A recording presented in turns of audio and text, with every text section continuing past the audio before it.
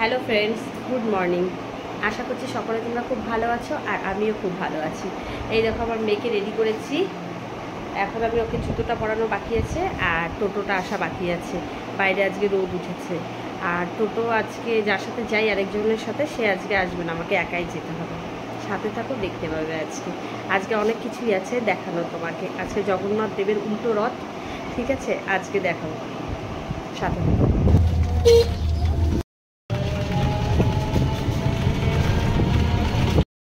নিমকি, নিমকিকে খুঁজতেছি তো কোথাও পাওয়া যেতেছে না। তো বিড়ি চৌকার ভেতরেও নাই। আশ্চর্য কথা তো, কোথাও নাই নিমকি। রকি কি বাগানে আসলা? কি আশ্চর্য, ওকে তো দেখতেই পাচ্তেছি না। কয়লা, একদম কয়লার বস্তা দিয়ে ভর্তি।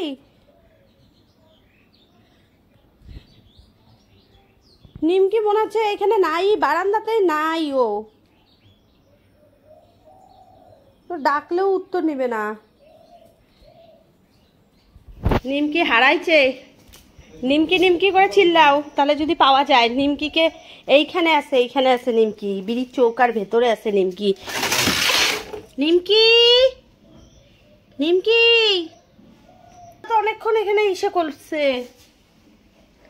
নিমকি তো এখানেও নাই। কি আশ্চর্য।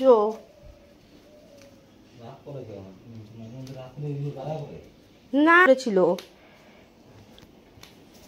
নিমকিকে খুঁজে পাওয়া যাচ্ছে না, অনেক খোঁজাখুঁজি করলাম। থাক, পরে দেখি আবার। পাওয়া গেছে। এই যে কি অবস্থা।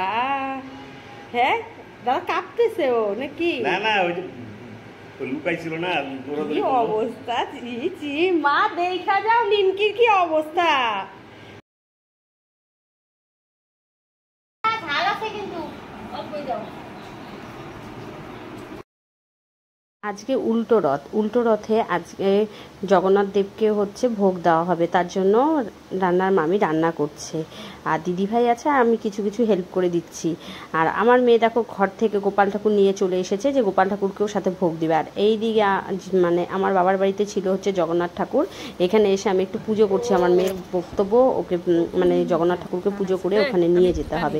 তা পুজো করে দিয়েছি। এখন ভোগ রান্না প্রায় কমপ্লিট হয়ে গেছে। খিচুড়ি হয়ে গেছে, লুচি হয়ে গেছে, আর হচ্ছে সবজিটা বসিয়েছে। মানে সবজি তো না, রসা করছে, সব কিছু মিশিয়ে রসা করছে। মিষ্টান্ন হয়ে গেছে, আর এখন হয়ে গেলে পরেই ব্যাস ভোগ দিয়ে দিবে।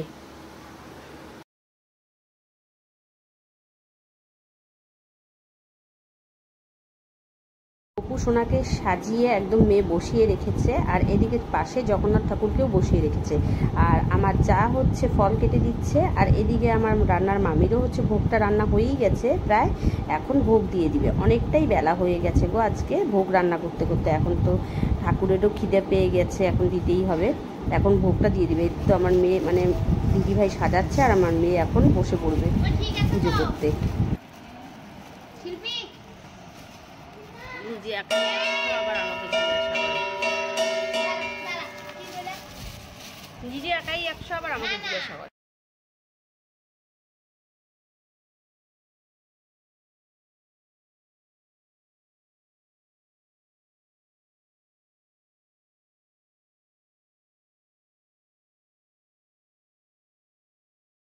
এই দেখো কতগুলো কাঁঠাল। এই কাঁঠালগুলো দেখতে পাচ্ছ, এই কাঁঠালগুলো সব আমাদের গাছের। এতগুলো কাঁঠাল পেরেছে। এখন পাড়ার সবাইকে একটা একটা করে দিয়ে দিবে। আমরা তো কাঁঠাল এখন খুব একটা খাই না, তাও আমাদের জন্য রাখবে কিছু, আর সবাইকে দিয়ে দিবে। পুজো দিতে বসে গেছে আমার মেয়ে। আমার যা হচ্ছে দেখিয়ে দিচ্ছে, আর ও পুজো করছে। আর ও লজ্জা পাচ্ছে, পুজো করতেই চাচ্ছে না।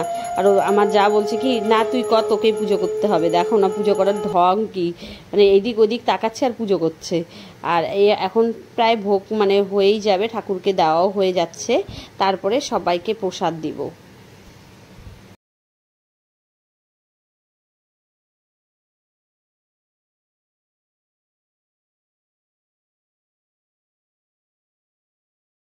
আমরা কোনোদিনও রথযাত্রায় আমরা জগন্নাথ দেবের পুজো করি না। আজকে এইবার প্রথম আমার মেয়ের পাল্লায় পড়ে এই ছোট্ট করে একটা রথ বানিয়েছিল, ও মানে খেলার ছলেই বলতে গেলে পারে। তারপরে সেই জগন্নাথ ঠাকুরকে পুজো করা হয়, আর এই ভোগ রান্নাটাও ওর জন্যই সেটা সম্ভব হয়েছে। যাক, সব কিছু ভালো মতোই হয়েছে, আর সবাই খুব ভক্তি সহকারে, আমাদের পাড়া শুদ্ধ সবাই খুব ভক্তি সহকারে এই পুজোতে অংশগ্রহণ করেছিল, জানো তো। আর আজকের দিনটা খুব ভালোই কাটলো। যাক, তোমাদের সাথে আমি এই ভিডিওটাকে শেয়ার করলাম এই কারণেই যে তোমরাও দেখো, মানে ছোট্ট করেও একটা আনন্দ করা যায়। আর সব কিছু মিলিয়ে আজকের মতো আমি এখানেই আমার ব্লগটাকে শেষ করছি। আবার সবাইকে প্রসাদ দিতে হবে, ভোগটা যখন হয়ে গেছে সবাই দাঁড়িয়েও আছে, পুজো দেখছে। আর আমার যদি ভিডিওটা ভালো লাগে অবশ্যই লাইক, কমেন্ট, শেয়ার এবং সাবস্ক্রাইব করতে ভুলো না। আজকের মতো টাটা, বাই।